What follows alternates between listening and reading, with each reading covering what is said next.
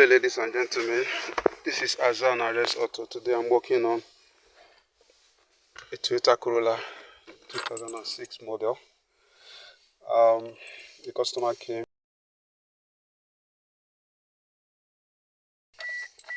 cannot lock on it. Not that this was locked, actually it was not locked before. It was when I was trying to force it open and it got locked. So I now decided to make a new key, cut it barcode. So I'm going to try to unlock with this. Let me roll this one.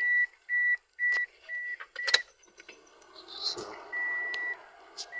as you can see, the new key, unlock it, but it will not start because it has not been programmed yet.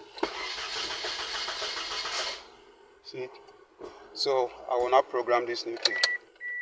Please stay tuned and watch. Because the first owner key cannot open it, because I will need it. I need the owner key to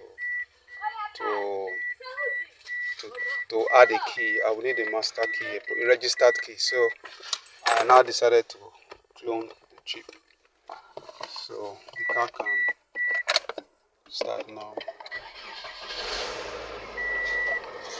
This is Azan Arrest Auto. Kindly like, share and subscribe to my YouTube channel. Thank you for watching.